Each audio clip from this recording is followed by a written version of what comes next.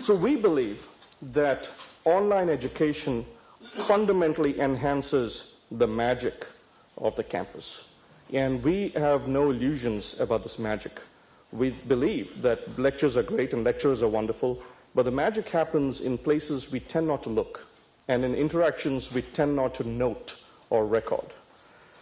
Now, already, organically, this has led to an organic uptake of edX within our campus. So, for example, already we have more than 10 courses using the edX platform, not for global consumption, but for internal consumption within MIT. And we've already, people, in fact, even my own colleagues at MIT are surprised to hear this, but in spring 2013, and Ike may have mentioned this yesterday, we had more than 10 residential courses using the edX platform and using MITx material on campus. And we had more than 1,200 users, students, using this software on campus as a part of their day-to-day existence, day-to-day studies in courses. So why are we doing this? The reason is we were curious at some level, what makes our students and the students of other universities so special? What is it? Why is it that someone becomes a Nobel laureate, someone else becomes a star who starts a company, or the leader of a country? How does this happen? The reason, to put it very simply, is the special thing that happens in interpersonal conversations, mentorship, and interactions. And there are many, many, many examples of this. But one example is our very own Professor David Pritchard, who is a professor at MIT and an eminent physicist, and also an eminent, in his last 5-10 years, education researcher. In fact, started a company on education technology. Now, Dave is extraordinary because he mentored not one, not two, but 5 Nobel laureates. 5.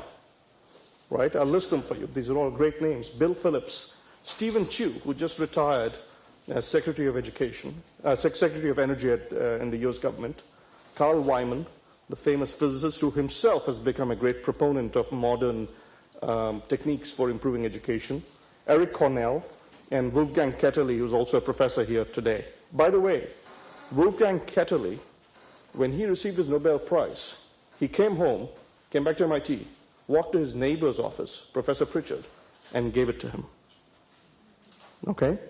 That is the special magic that happens outside this format of delivering information. And the magic occurs in all the nooks and crannies of MIT. If you walk down the infinite corridor, you see students talking to each other, professors talking to each other, people high-fiving. If you walk into a lab, as you all as educators know, it happens in these sidebar conversations. We have the expression, the water cooler conversations, right? The back of the envelope, the back of the napkin conversations. It could be, for example, in a discussion. It could be, this is the electric vehicle club at MIT. I just took pictures from MIT, but it happens around the world. That is the infinite corridor. More labs. That is a robot lab. That's not a student, by the way, that's a robot. Our students do tend to look like that, but that's only before exams. But this is something that we never record. This is something informal. We take it for granted, right? What we take formally is this stuff.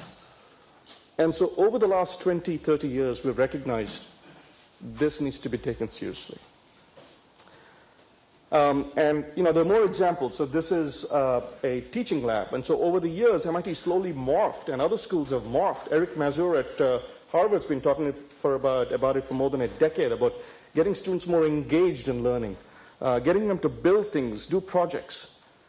So when we came to this realization, it wasn't an instant, it's, as I said, a progression. We realized that what we also need to do is figure out how to distill and deliver this magic. Because we, against our better instincts as scientists, we only like what we can measure. But this is immeasurable and unmeasurable. But we, against our better instincts, have accepted it. And we've decided that we're going to do it and do it right.